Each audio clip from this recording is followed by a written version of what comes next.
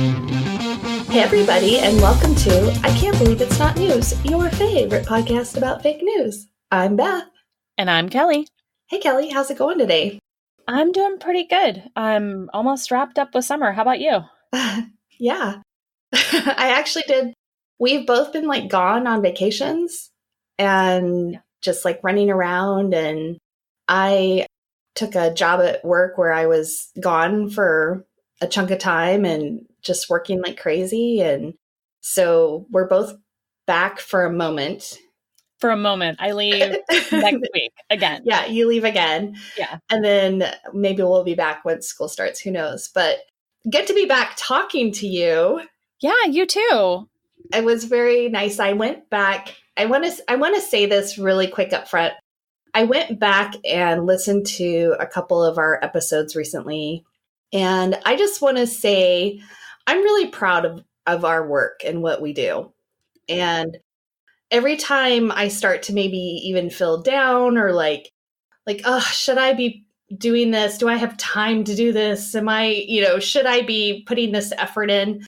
I'll listen to one of our episodes and think, yeah, I should. We're finding out some interesting information and putting it together. I feel like we're doing, book reports and just creating this warehouse of information about fake news. And so I just wanted to tell you, I'm really proud of what we've done. And every time I go back and listen to something, I just get inspired all over again.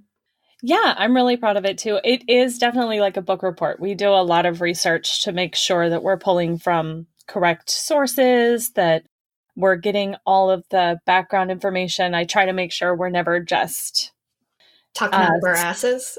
Well, yeah, not even just talking out of our asses, but I try to make sure that I look for things that might go against what we're talking about as well. I don't want to have that implicit bias and then just confirm it with whatever articles, because you can always do that. So, right. Yeah. Well, I want to go back and touch on our last episode.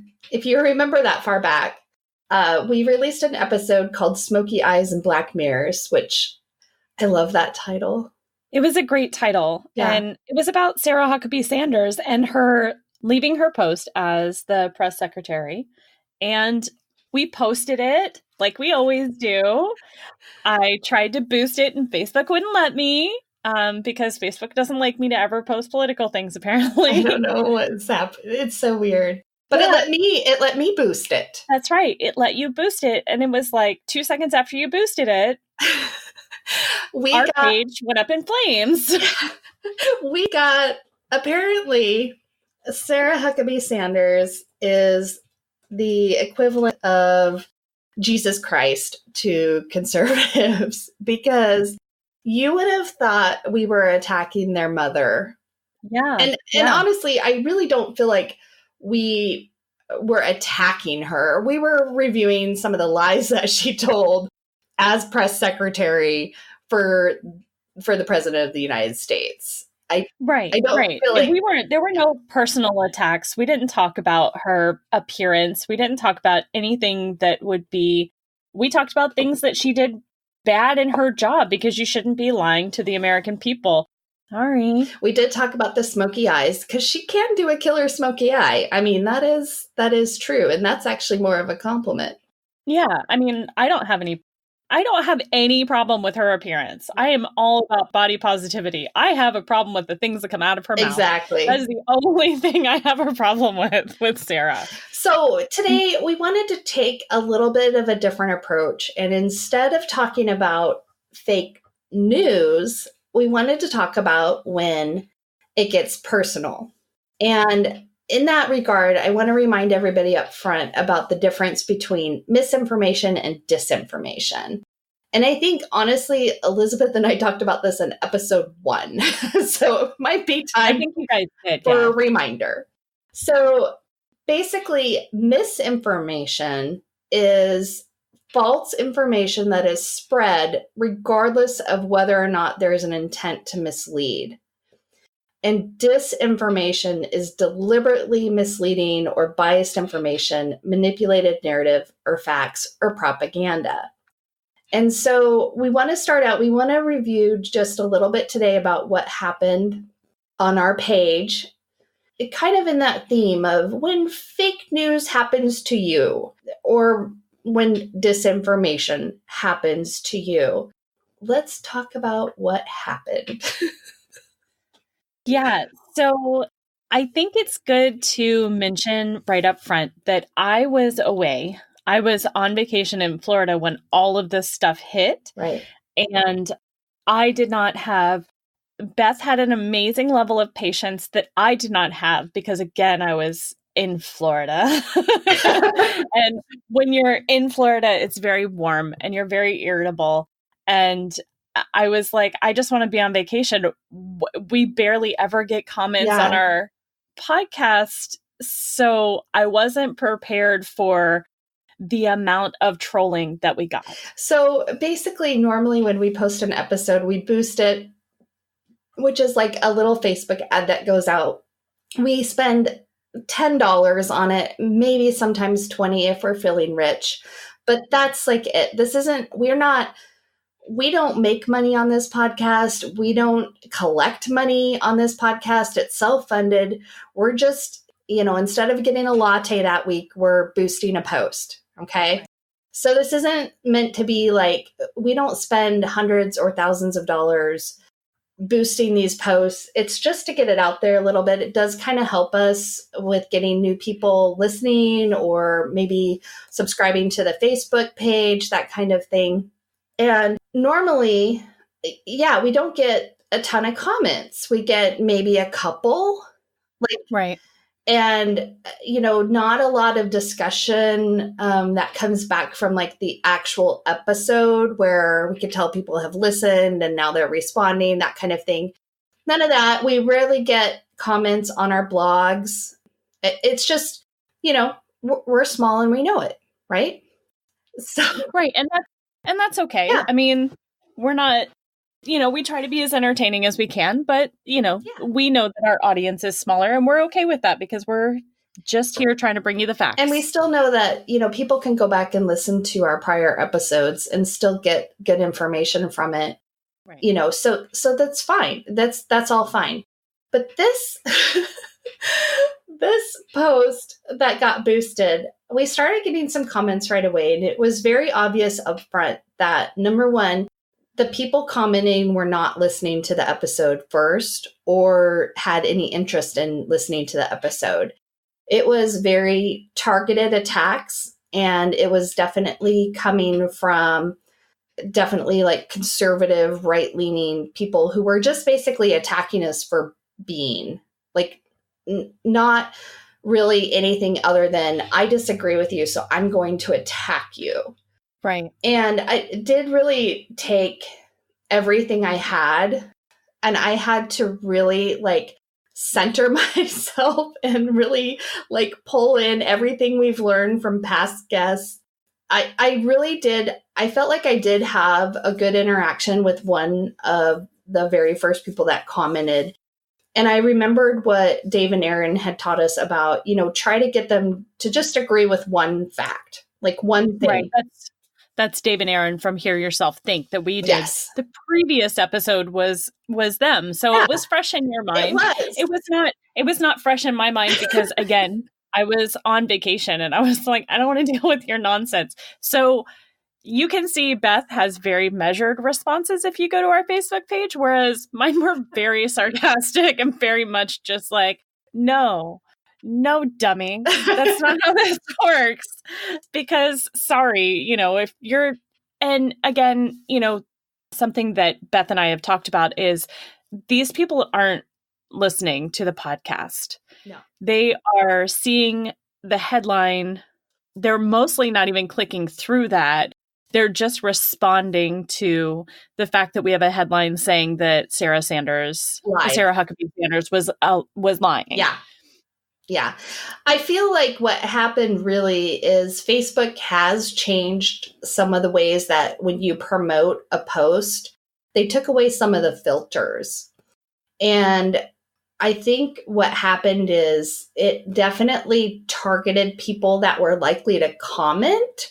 It didn't target people that were likely to comment positively. It was like, let's show this post to somebody who's going to absolutely hate it. And Facebook is like, look, you got so much engagement. And we were like, that was the sewer of engagement, though. Like, that's not what we're looking for when we're trying to, spend $10 to promote a post to say to the world out there, hey, here we are. Here's something that you may not have heard of before. And if you're interested, take a listen. Right. So we did have a lot of post engagement on that post. Some highlights, apparently, because we highlighted some of Sarah Huckabee Sanders' lies. We like to kill babies. Yes, I remember that one. That one, that one's great. Yeah. There was the one for me because I did maybe mention the fact that someone wasn't using punctuation or proper spelling or like English pretty much. And I got a response telling me that I was just a damn dem. Yeah. Which of course is also spelled wrong. And that we should have target practice for everyone that is a damn dem, which is great. I love getting death threats from people on my own page, which he did not seem to understand that this was our page because he was seeing it on his newsfeed. Right. So he was like, "You're on my damn page," and I'm like, "I'm really not, though." You're literally commenting on our page. I am so sorry that you don't understand Facebook, but that's not how this works. Yeah. So, I mean, basically, it was, and we had people spewing conspiracy theories about Hillary Clinton, bringing up things about Obama. I just was insane. It just was like, wow. Like they just saw our little ad and were like in attack mode right away. So we thought, you know what, this doesn't just happen to us. Obviously, we're not even that special. This happens every day to tons of people. And maybe it's even happened to you. So I pulled up this article by Poynter, and it's called How to Handle Personal Attacks on Social Media. And this was actually written in 2013, still very relevant.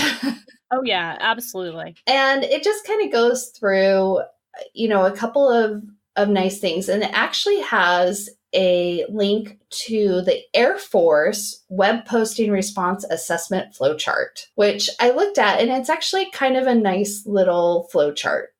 It goes through, like, somebody's posted something, is it positive or balanced? If yes, you can do this. If no, it goes through a couple of different things. So is this a troll? Or is it a rager? Is it misguided? Or is it an unhappy customer? And they have, options: monitor only, fix the facts, restoration. And then there's some response considerations as well, like transparency, sourcing, timeliness, tone, and influence.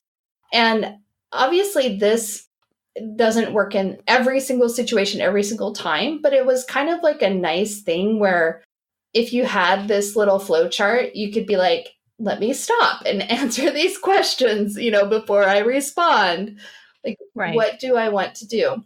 And I do know, like, obviously, a lot of the people responding would fall into that rager category, also the misguided. And we were trying to definitely fix the facts with the misguided statements, but they were so misguided because it's like this history of, when somebody's talking about Hillary Clinton as, what was it? Do you remember that? I think you posted there was definitely a Killary in there. Yes. Is that what you're talking about? Where they're just talking about her in general, or the one about Hillary being disbarred in Arkansas? Yeah. Yeah. And Clinton bringing in a bunch of coke to that state. And I was like, what? Yeah.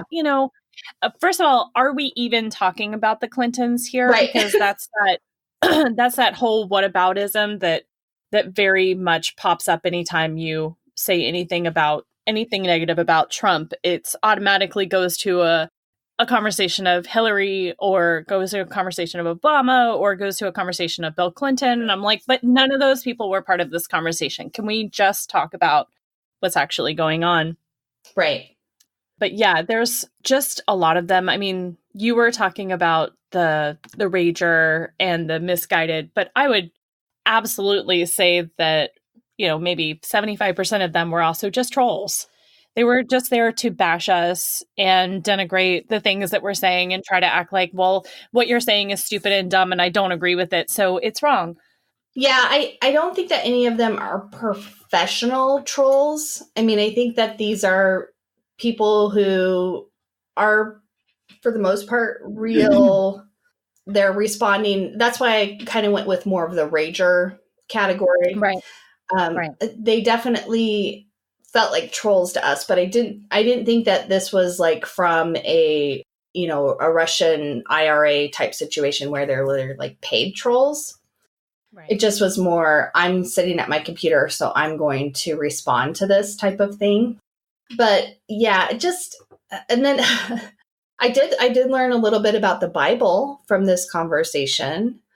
Oh, that's right. Because you got a Bible quotation, if you will. Yeah. He told me to pull the plank out of my own eyes before you call other people liars. And I was like, that's odd. I don't know why I would have a plank in my eye.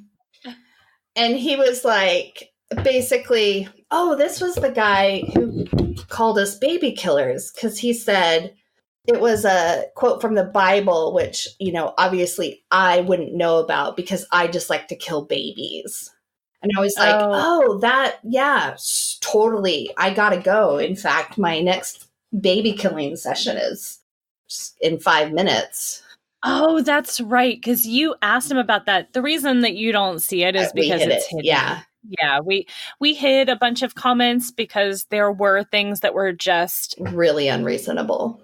Yeah, and I mean, at that point, there's no reason to leave it on your page and there's no reason to respond to it. You're not going to reach certain people because there's just too much anger there and there's too much just backlash.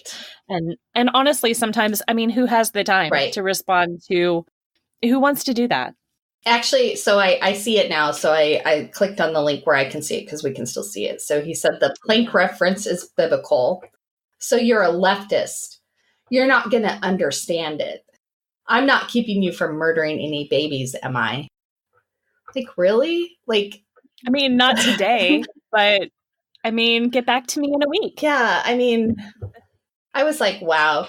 So I do have some friends who let me know what that meant about the plank thing. I guess it is something from the Bible, some little reference about being hypocritical, which I don't really think that was hypocritical anyway, but that's okay.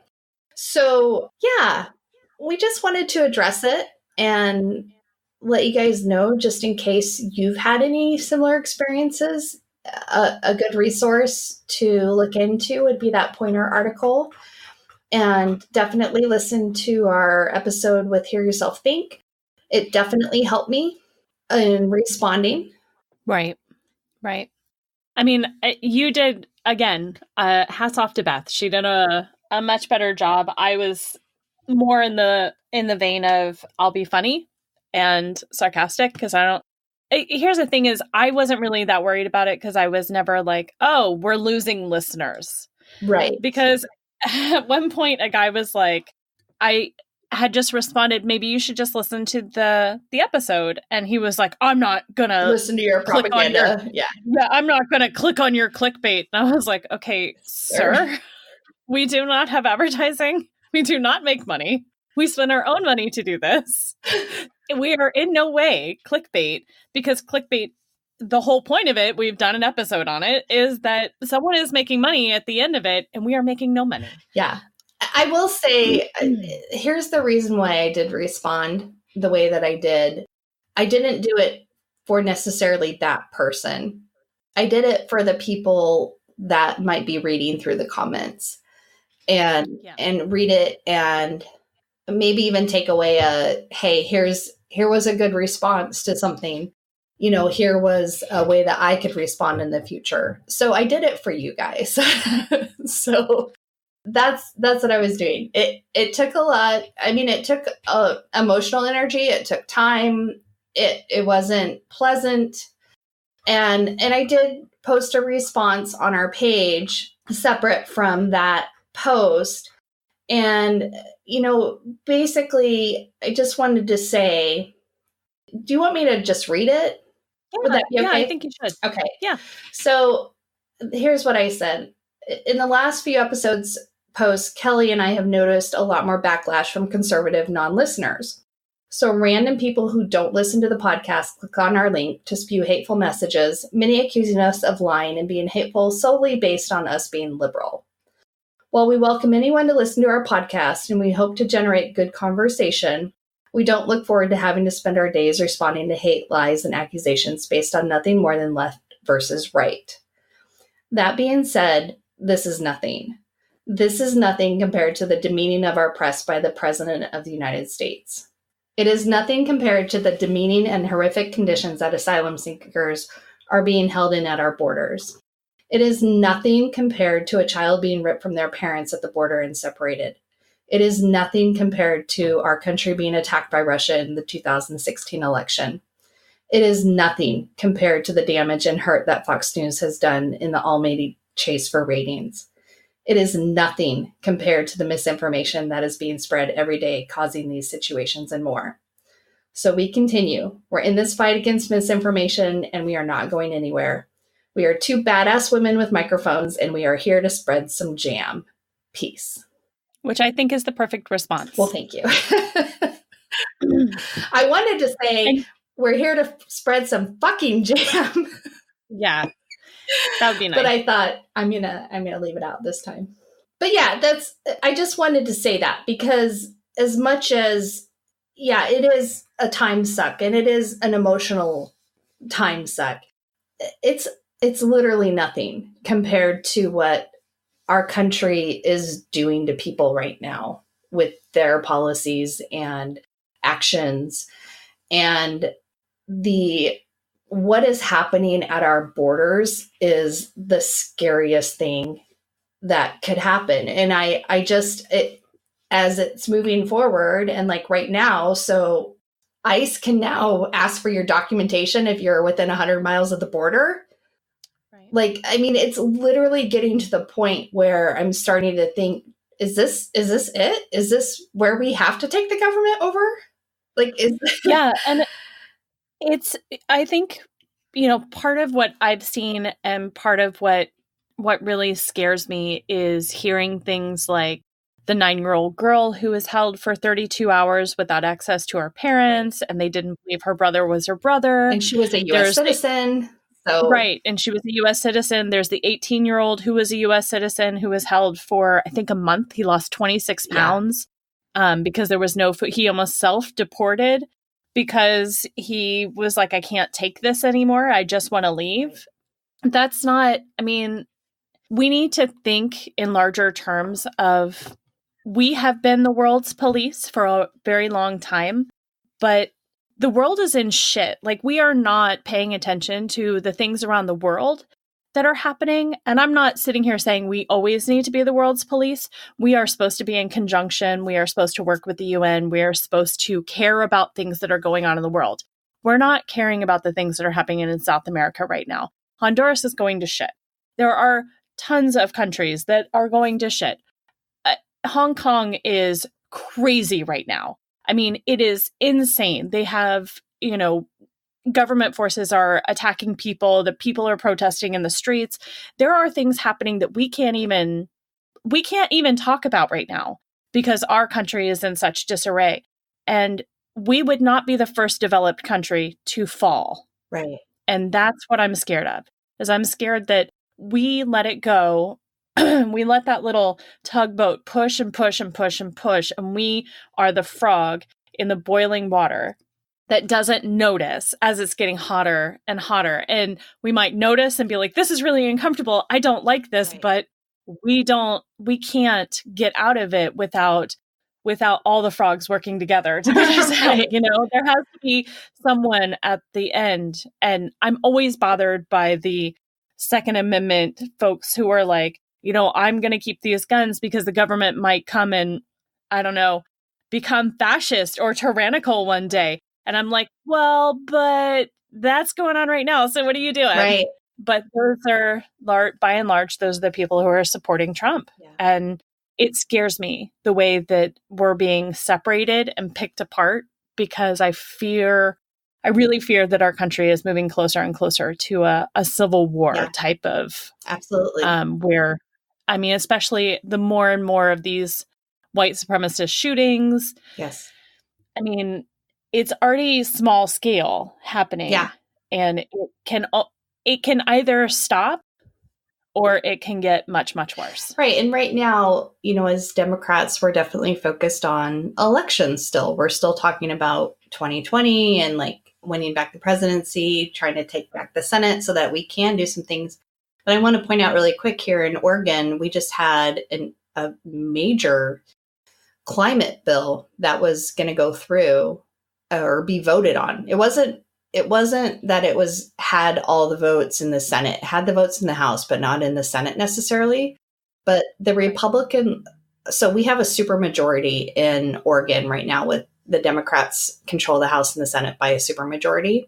And in order to stop the vote on something that basically would have helped climate, the Republicans walked out of session so that there couldn't be a vote because there has to be so many people in session for a vote to happen. So they left, and then there was some really scary things that happened with the state police were dispatched to go get them, and this one lawmaker in particular threatened that they better come heavily armed. A hate group responded saying that they would protect him, and he's now suing the leadership of the Senate for fining him for being gone. I mean, it's just insane. Well, and not just that, they had a militia group actually show up at the Capitol. Yeah. We in Oregon had a white supremacist militia group show up at the Capitol. Which is 5 minutes from my house. But they showed up there not to protect Republicans because our Republicans they didn't fled. Even stay in the state. Yeah. They fled to Idaho. Mostly they all went to Idaho. And I just want to say something. I have been to our Capitol building. I have been in sessions. I have been in hearings. I have watched one of the men who ran off to another state. I have watched him play on his phone. I have watched him get up and walk out during a hearing and not come back. I have watched him be completely oblivious to people who are his constituents, who are in need, who need his help. I've watched him completely ignore that. So when they tell me they're doing their job and they're trying to protect all citizens of Oregon, I don't believe him because I've seen him in action. Right. Well, and that's ridiculous. I think it shows that your concern is valid. Like, we are getting so polarized and so fractured that even when we have a supermajority of Democrats in a state legislature, they still can't even force a vote because the Republicans fled to hold up the process. And it's very similar to what Mitch McConnell did with what he's done with the Senate when he just basically refuses to do business. And that's ridiculous that you can have all of these things held up. And it is, it's going to come to a boiling point, like where it's going to be beyond elections and beyond, the political process, which I still believe in, still possible. But it can't be so unbalanced that one party is holding the other party hostage. And it's the same on both sides. Like it wouldn't be right if Democrats were doing this to Republicans either. And there have been times when Democrats have walked out, even in Oregon, but it was more just symbolic. Like they were gone for, I think the longest they were gone was a day. And at most of times it's like a couple hours. They kind of like stage a walkout as kind of like a protest, but then they come back and they do their business. And these people fled for 11 days. They only came back like Saturday night, and the session had to be done by Sunday. And it wasn't just this climate change bill. There were a lot of other bills that people had worked really, years on. That climate change bill, people have been working on that for years. And a lot of the comments. That's most legislation. Yeah. The comments that people are like, oh, they're just trying to slap this together and push it through. No, they've literally been working on this for like 8 years. Like it's not even like a year. It's like 8 years that they've been working on this and trying to get it to where, hey, this could work. And the thing with climate change is we don't have that much time left. So we're past the point. 18 months. Yeah, we're kind of past the point of letting politics play out like normal. So what they did, and it, when you read the comments, it's like they're saying that they're saving Oregon, and it's like, no, you just killed more of Oregon, because a lot of this goes back to jobs. They feel like it's going to hurt jobs in Oregon, like the logging industry and things like that. And it's like, do you realize it's not going to matter when like literally we can't grow food anymore and people are starving and dying and there's riots in the street because we'll be like, like what Venezuela is going through, where there's not enough food. And when people are starving, they will do anything. So you're not going to have your logging job when you're dead and when you can't afford to feed your family, not because of money, but because there's literally no food. Right. And all those trees are going to fucking die. Right. Or they're going to be around long after we're gone, either way, because we're experiencing the hottest weather. Yeah. Not here in Oregon. Here in Oregon, it's been really cool all summer, which is also very, very weird.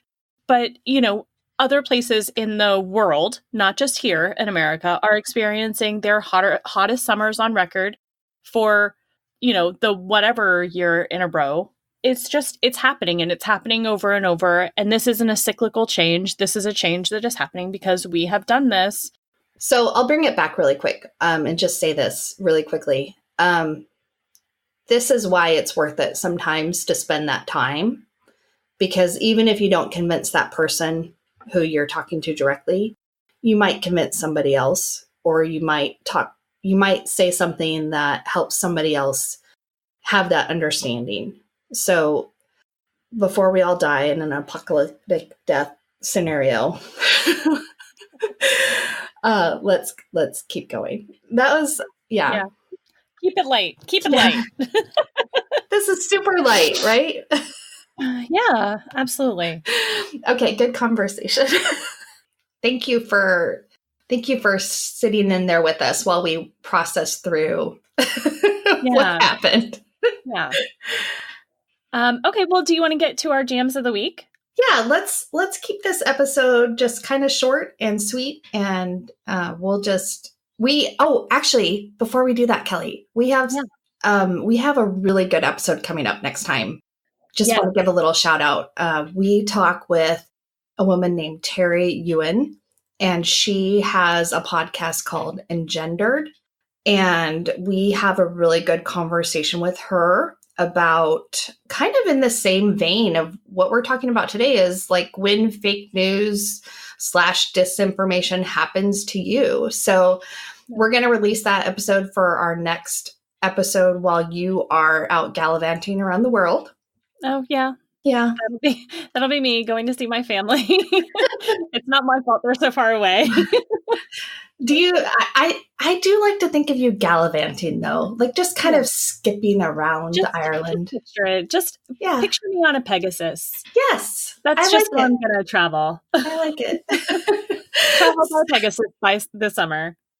So, but definitely, take a listen to that episode when it comes out. It's very interesting, and we can't wait to bring it to you. So now let's get to our jams for this episode. So Kelly, I think it's your turn to go first.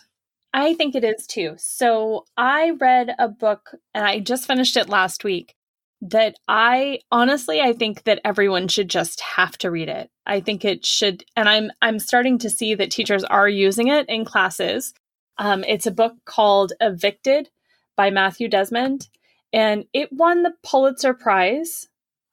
It's hard to read. It's an easy read, but it's hard. It's like a heartbreaking book, but it's really eye-opening, and it talks about the state of eviction in just one city. It just deals with Milwaukee. But because Milwaukee is still, it's a medium-sized city. Like, it's a big city for what it is. It's just not a big city like San Francisco or Los Angeles or New York, but it's a city that's, very similar to, say, like a Milwaukee, a Detroit, a Chicago, a Baltimore, a Orlando, a, Houston, or probably not Houston because Texas has a lot more land than it does people. However, there are just cities that have become, they're unaffordable. And it's talking about the rental market and how the rental market just if you're poor, it just will keep you poor forever and keep you living in poverty. And evictions are just decimating people who don't have the money to ever climb out of that. Yeah. So it deals with a lot of subjects, but first and foremost, it deals with eviction. And it doesn't just talk about tenants. It talks about their children. It talks about landlords. It talks about sheriffs who have to do this. It talks about movers who have to do this, like everyone who's involved with it. So it's a really, really good book, and I definitely recommend it. Nice. Yeah. Well, I also recommend Elizabeth Warren for president, who has a plan for that. She does have a plan for that. Okay, so my jam of the week is very not as deep as Kelly's. That's okay. That's okay. Yeah, so I'm going to recommend a TV series called Absentia. It's on Prime, and it is about an FBI agent who was thought to be dead, and she's found alive after 6 years. And it goes through basically like what happened to her, and it goes through some of too, like, coming back to life. Like, she had a young son when she disappeared, and he's now 6 years older, and her husband had remarried, and he's very attached to the stepmom, and just some things like that. So it is interesting. It looks like season 3 is about to come out. I know. So this is a good binge watch. Yeah. So I am just finishing up season 2 right now myself. So I'm not quite sure when season 3 is coming out, but it is, something that you can kind of binge and watch. And there's like 20 episodes out right now. So awesome. If you're looking for a good binge and a little bit of mystery, then it's a good one. So yeah, that's really cool. And that's on Amazon Prime? It is. Yeah, it's a Prime original. That is my jam of the week for when you would like to be absent from your life. You can watch Absentia. That's great. All right. Well, hey guys, we will be back in 2 weeks with our episode with Terry Ewan. And anything else, my dear? I don't think so. I am doing all of the laundry in the world in order to leave to go to Ireland next week. So when this comes out, I'll be busy packing. And then when I'm over there, you will release the episode with Terry. So I'm really excited to hear it and see how things go. Yeah. Yay! I'm so excited. I guess the big question is, are we going to boost this episode post? Let's boost them all. Let's do it. I can't imagine that we're going to get backlash on this one, but then again, who knows? I mean, you never know. Who knows? Okay, so if you have some feedback for us, you can email us at podcastfakenews@gmail.com. If you want to read the blog, and you can post comments on there at podcastfakenews.com. You can follow us on our ill-fated Facebook page or Twitter at podcastfakenews. And until next time, don't forget, spread jam. Not lies.